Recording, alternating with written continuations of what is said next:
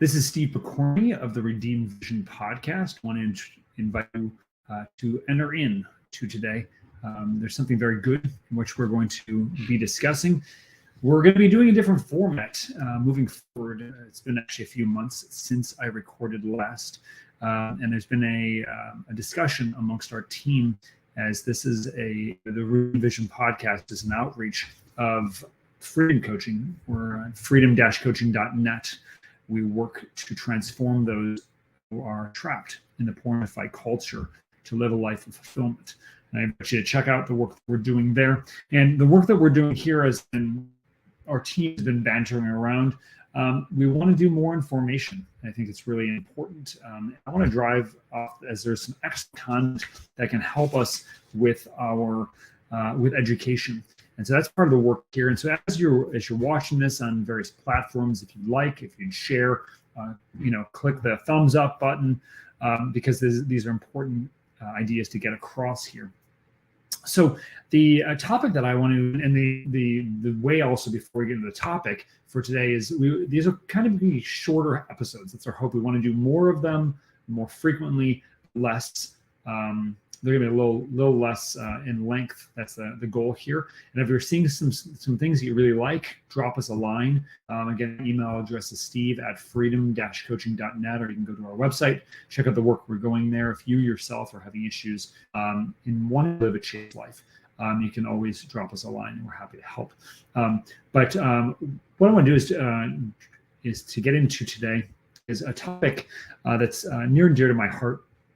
Is the future our children that are coming up from this in the world which we're living in. And for anybody who is not living under a rock, you know that the wider world that we live in affects profoundly the world we live. For instance, my daughters who are in teenagehood or early teenagehood or pre-teenagehood, shall we say, they feel like 13 going on 24, they know everything. But to quote C.S. Lewis, right? I was amazed how much my father learned from the time I was 16 to the time I was 21. Hopefully that'll happen here, because my daughters are learning how to roll their eyes out of their head and roll on the floor. And then I pick them up and blow it off and put it back in their head. You might experience that sometimes. And so, but they're being impacted by many times by the wider culture, right? And unless we're going to live as monks or hermits, then these things are going to impact us. So how do we address them? So that's one of the hopes and helps of the hope that we want to provide for the Redeemed Vision podcast, to be able to address some of these important issues, to give you some firepower in order to go out and to live your life in an authentic way of truth, of love, and of goodness. And so I want to share with you an article. It's from a magazine known as Verily, and Verily has done great work. I know that there are Catholics in the background who are writing for this, but they're writing to a secular world. And as I think Paul VI said in a document known as Evangelii, I'm totally blanking, Evangelii Vitae. Basically, if I have that title right, was the world needs teachers, but it listens more to teachers if they're witnesses, right? And I think they're trying to be witnesses to things that we're all looking for. And so I want to do a walkthrough on one article by a young lady, actually, who I know and who I know personally. This is Madison Ayers. Who, in fact, before everything shut down by the Great Affliction, I was brought in to speak at her college campus. I knew her before she was married, and she's an excellent writer. And so anything I'm saying here is not a knock on her writing, but perhaps to make a commentary, it needs to go a little further, right? So I want to read through this, and in the commentary, I think it's a great commentary. But the article is entitled "Gen Z's Search for Fulfillment, Less Sex, and More Porn, and a Deep Desire for Friendship." Right, so it basically lays out what she's going to be laying out in this conversation. And I'm going to read through this, and then I want to comment on it because I think it's a short article. It's got a lot to say here. So going through this, first and foremost, right, as it says here, Contrary to the over-sexualized depictions of teenagers in shows like Euphoria and Riverdale, and if you're not familiar with those, don't worry. I was barely either. I had to look them up. I remember Riverdale coming out. I think it was a play off an old Archie comic, and Archie then was updated to the 2010s or 2010s. Anyway, empty shows, I would say, didn't last too long. Generation Z, which is born between 97 and 2012, is tired of seeing sex on screen. Pause. I would argue they've never really seen sex on screen. What they've seen is lust be active. Okay, that's a whole theme in which we want to draw out here in moving forward. According to Teens and Screens 2023, a recent report from UCLA, nearly half of Gen Z respondents say that showing sex is not necessary to the plot of a movie or a TV show. Amen, amen, amen. Sadly, and what I would say is they're looking for more things, different things in the shows that are coming out. Still, Hollywood is not getting the message, right? If you go to things like IMDb and look at some of the TV shows or movies that are coming out, even now, it's still, if you read into some of the parent reviews or things like that, there's still a lot of crap in there. There's still a lot of the pornified images that are in there. But maybe movie directors, maybe television studios and movie studios should pay attention to here, because again, at the end of the day, their goal is to make money. Many of them also believe romance is overused in media. What do they mean by romance, right? Well, I think typically romance is understood to mean eroticized situations, right? I think playing into this. What do these young people want to see on screen instead? Okay, so this is obviously coming from a survey. Seculars who are responding to this, they're looking for friendship. So what's a friend? Very interesting question. And I think the starting point, break this out, and this is why when we're using terminology, don't simply accept terminology at face value. What's the meaning in that terminology?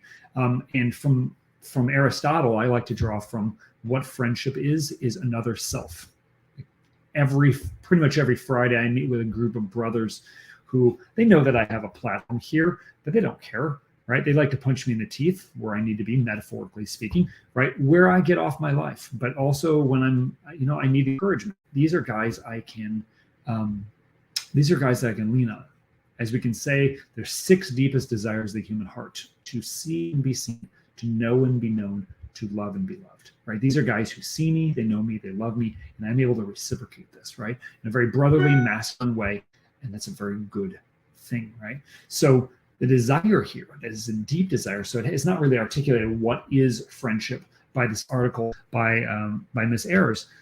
Ayers, I should say, excuse me, is very important, right? But we need to articulate it. This data is especially interesting. Continuing, this data is especially interesting in light of another social trend. The number of teenagers having sex has gone down in recent years.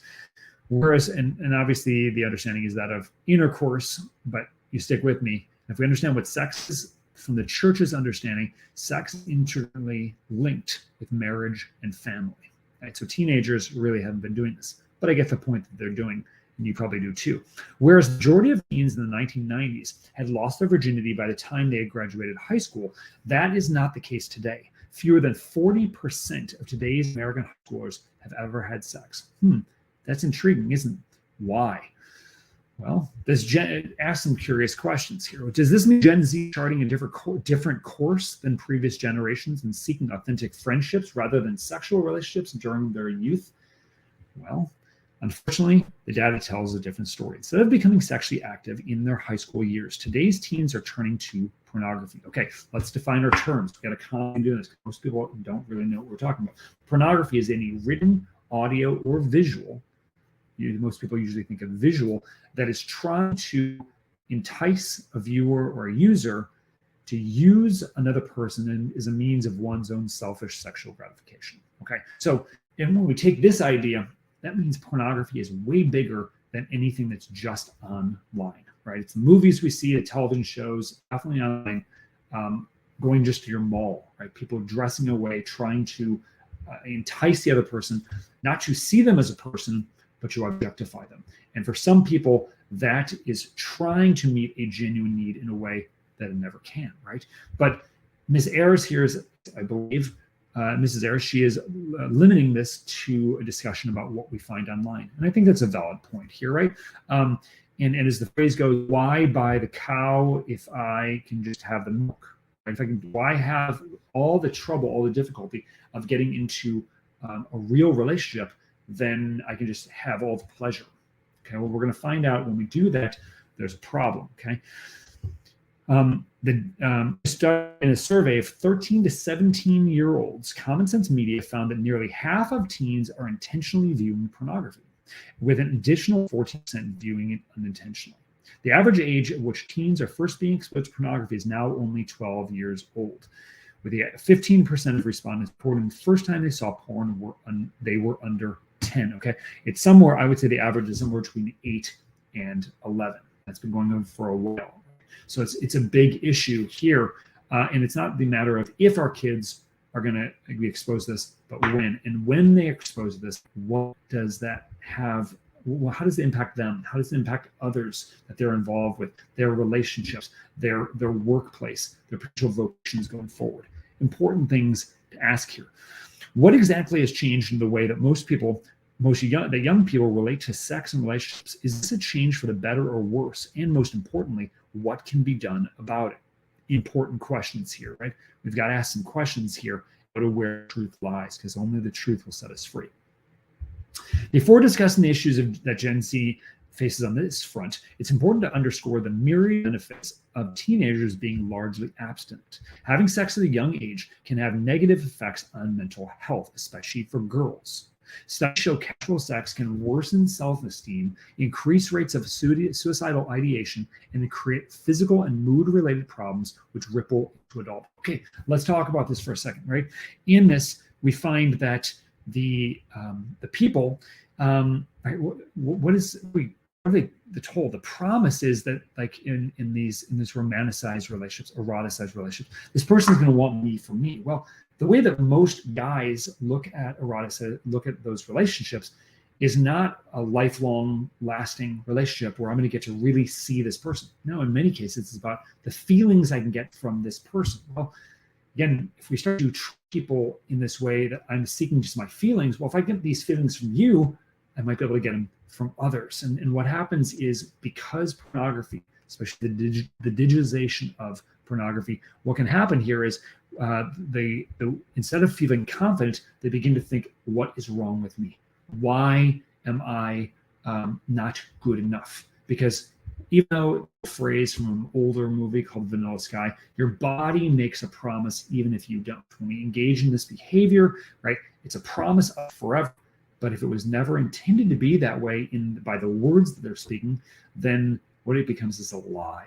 And this really strikes the confidence, especially of young ladies, right? And that's where you get the ideas of suicidal ideation, and also you get to cutting, you get to eating disorders, and various problems. And these things don't just go away. Take our word for it. In the work we do with freedom coaching for both men and women, these are things that have to be dealt with. It's a form of trauma, right?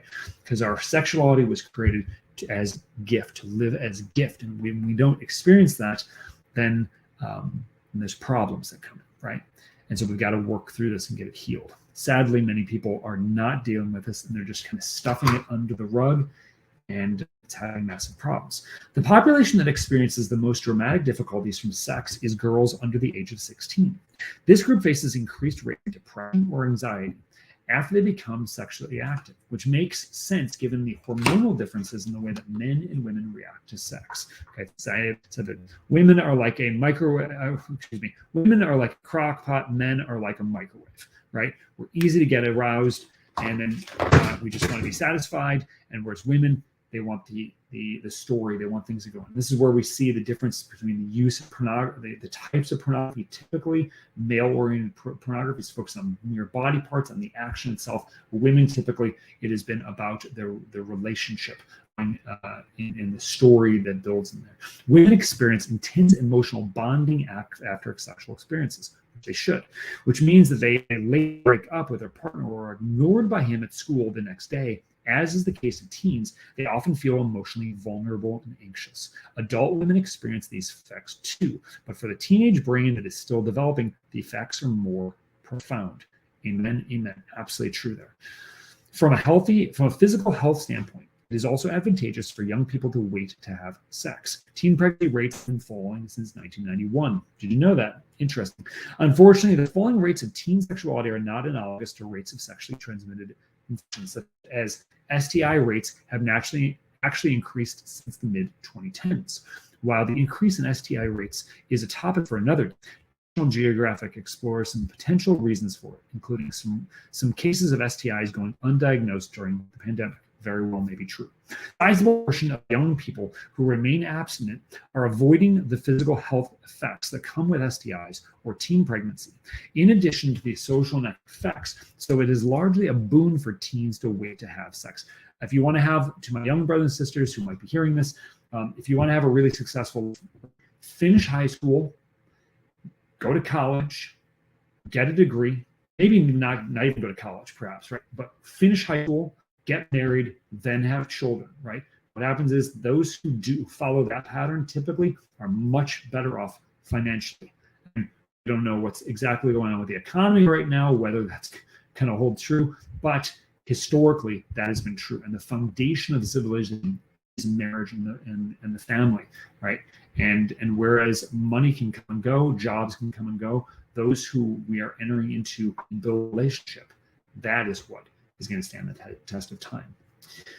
Now, this all sounds very promising, but anyone who is paying attention to the social culture of Gen Z can see that issues are bubbling up beneath the surface. Today's teens are spending less time with friends and most of their free time alone on screens. This is very true.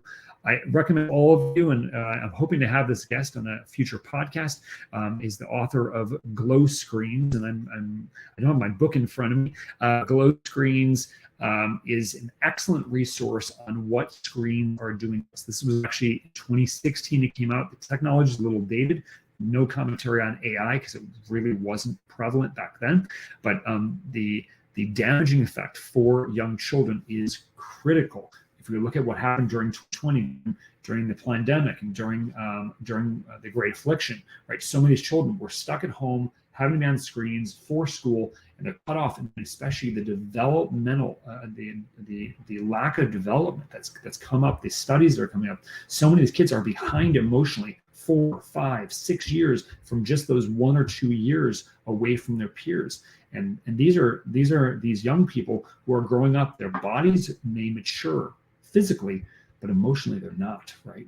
And then you bring in the issue of they stumble into pornography, or they're exposed intentionally, or they're being stalked on social media, and they're groomed and brought in through this. We find that it's not helping them emotionally. We see they're struggling with depression, anxiety, body image issues, all of these different various things. They're finding it difficult to make and keep friends, which is why the majority of them are clamoring for more models of friendship on screen, which is good. I'm glad they're expressing that need. By the way, Mrs. Ayers is drawing from a lot from Fight the New Drug, and they do a lot of good work. I do recommend their website. Now, all that with the abundance of readily accessible pornography. Okay, it has been said that technology has been created has been pushed or created by the pornography industry. If we know anything, pornography does not make us free. It enslaves us. It is wreaking havoc on an entire generation. Over 70% of teens have consumed pornography, with many of them reporting that they access porn either at school or with a school-issued device. Interesting. With the average age of exposure now being only 12, it's not uncommon for even middle school students to be consuming pornography and showing it to their classmates, making it nearly unavoidable for this generation. Amen. Right? Parents, you may have a lockdown on your technology, but do you know your students, your kids' friends? Do you know who they're hanging around with at school? What is the technology policy at school? If it's open, right, the likelihood of your child being exposed to pornography and that impacting them in a myriad of ways is not negligible. From a young and impressionable age, children and teenagers are being exposed to what experts call a drug for the mind, creating feedback loops of craving and desire that over time will desensitize an individual to the images they are seeing. This can actually change the brain by creating neural pathways that normalize the sexual objectification of others. right? And there's this aspect of the neural pathways in the brain, right? From one area to the next. We can be either formed in a good way that's going to lead us to fulfillment and the betterment of who we are, or it can steal that from us. And sadly, with pornography, is doing some serious damage. And we see this all the time with the clients who come to us for help, for needing help. Ample research has shown that frequent porn users are more likely to dehumanize others, support aggressive acts against women, blame the victims of sexual assault, and even commit more sexually violent acts themselves, right? Anybody who says that pornography helps to increase love and devotion to a partner, they need to look at the stats first. Our culture as a whole is affected by the normalization of pornography, by the way it skews how we view love and relationships. Porn users have significantly less satisfaction in their romantic relationships, as it leads to them feeling less committed to their partner and more accepting of cheating. This is because pornography acts like a wedge between two people in a relationship, breaking down the foundation of trust that is essential to build any relationship, especially in marriage. Because what's happening here, right? The images are not real. And if a woman who changes, right? A woman has, just take the issue of collagen, right? As a person gets older, they lose their collagen. Collagen is the elasticity of the skin. It allows for tightness. This is why, skin looks tight. This is where some of the attractiveness for younger people can be found, right? And as a person gets older, right? Things begin to sag, things begin to change, right? And if our programming has been somebody with tight collagen or skin from collagen, for instance, if it's not there and they're involved in a romantic relationship where the other person's skin is not as tight, but they have been programmed otherwise, there's going to be comparisons that are going to come out. And you may not explicitly say it, but just their behavior, the way in which they speak, the way they are seeing their spouse or seeing their girlfriend, is going to come out. It's going to be very apparent. And that is going to be it's going to cause a breakdown in the relationship, through a breakdown of trust, of sharing, and major problems. For the 45% of teenagers who feel that porn gives them helpful information about sex, I would question that if it's helpful information at all. This means they're taking their cues from a false, unloving digital image of sexuality. This leads to teens thinking that sexual violence is a normal part of intimacy, setting up an uneasy future as they come into adulthood and begin considering more serious romantic relationships, rather than viewing a relationship as a place of mutual love and care for one another. Those who grew up using porn regularly start from an unhealthy mindset that views their romantic partner as a mere means to an end. This selfish attitude paves the way for future relationships and marriages fraught with distrust, leading to typical female partner leading the typically female partner to wonder why she isn't enough, right? If you want to kill intimacy in a relationship, intimacy, if you want to kill that faster than ever, insert pornography in there, right? And it's devastating our relationships. So if we've created a generation of people who have eschewed physical intimacy for the mirage of digital intimacy, it might seem that the future is bleak. Well, it is pretty bleak. And sadly, my brothers and sisters, it's going to get bleak. Americans are getting married at a later and later age. Marriage being the foundation of civilization. Raising children is a young person's game in many ways. Children have more energy than you can imagine, right? And they need to be raised by people who are involved. Doesn't mean older people can't do it, but it's a lot easier to do it when you're younger. This indicates that it's taking longer for young adults to feel ready for commitment, right? And if the foundation of civilization is between man and woman united in a lifelong union in marriage, right? Well, if we're not learning trust there, where are we learning? It's not going to happen at your job typically, right? It's not going to happen from the government. And trust is the foundation for civilization itself. So the bedrock of civilization is being challenged here. Sex and relationships are not as straightforward as they once were, as our over-sexualized culture has left a generation feeling lost on how to build healthy bonds with one another. This is why teens are so tired of seeing sex and even relationships on the screen, calling it overused by TV and movie writers. Our young people see it everywhere, but don't have a true understanding of what healthy relationships are meant to be like. If it's not modeled, how are you supposed to learn? What is not taught will be caught, right? If they're being taught by the porn culture, how are they supposed to live their life? If there's no models, what do I do here? And this is why I think we are being in the postmodern civilization where we want to tear everything down. We hear the term "build back better" by certain NGOs. Want to destroy everything in humanity and build it back, not in God's image, but something else. Here, the same thing is present here. If it's not modeled, how are we supposed to live life, right? The pornified culture does not give the modeling of healthy relationships. So Mrs. Ayers asked this question, important: what can be done?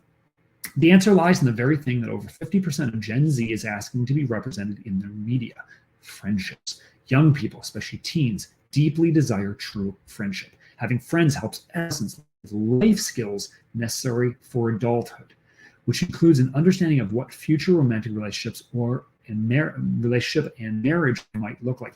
AKA, how do I have a regular conversation? If we're constantly on our screens, or the image, and especially more the images and videos and messages I'm getting on my screen is helping me to be drawn in on myself. Well, relationship is about the other, what is best for the other. That's how love flourishes. This is how we become fulfilled, because I make that sincere gift of self. But if I'm constantly on here and I'm being programmed, how am I supposed to do that? So there's a deep crying out, a yearning, a longing, and that desire is good. But how do we find it, right? Well, friendship is a key aspect of this. Continuing, friends are key in the social and emotional development of a teenager, and much of Gen Z is missing out on this crucial element of growing up. And astonishing 73% of them say they feel alone. Even though they're more connected than any other teen generation due to social media, they're also lonelier than ever before, right? And I would add to this, they're losing the meaning of themselves, the very meaning of life. And if you feel like you don't have meaning, then why bother? Right. And so in a world that's been healthier and wealthier for many, many decades now, we're finding an increased number of suicides, increasing number of violent acts, and on the elderly side, right, an increased number of euthanasia. Right. Why bother? Pain is here. Let's just all. We find every human being has value no matter what. Fixing this problem includes creating media which represents friendship, not romance or sex, as the most important act of adolescence. Parents have a role to play in protecting their children from the dangerous effects of pornography, and schools and communities much encourage teens to spend more of their time face-to-face with one another rather than on a screen. Amen, amen, speak it. And even teachers and schools, if you can, and the administrators, ban screens. It's not healthy, right? In-person learning is critically important, and getting screens out of the classroom, critical here. As a culture, we must show Gen Z what it looks like to have authentic friendships and loving relationships, as it has become clear to them that they're only being offered a digital counterfeit. Amen, amen. So Mrs. Ayers, I want to thank you for the initial look into this. Now, friendship is certainly one aspect of this. Intimacy is one thing. It's critical, no argument, but there's got to be more. Because what pornography at root does, it blinds us, it inhibits us, it hurts the way in which we understand ourselves, our own identity. We have to have this learned in some area. And again, we're talking about what she's proposing is a much larger cultural project. Very important. We need to talk about this, right? Culture is foundational for building life. And so a much larger project. How do we do this practically? What do we do with people who are dealing with this compulsion right now? Again, this is where a shameless plug for freedom-coaching.net, where we are working to set the blind free pornified culture through a transformation of mind, heart, and vision, right? So, yes, friendship is one part of things that we absolutely encourage and help to direct there, but there's so much more. And when you come to discover yourself, come to live from your true identity, and to enter into being sincere gift of self, what is proposed in the pornified culture just doesn't satisfy. So with that said, I'm Steve Pokorny. This is the Free Coaching Podcast. An honor to be with you. And until next time, remember, nothing is wasted. Everything is redeemable.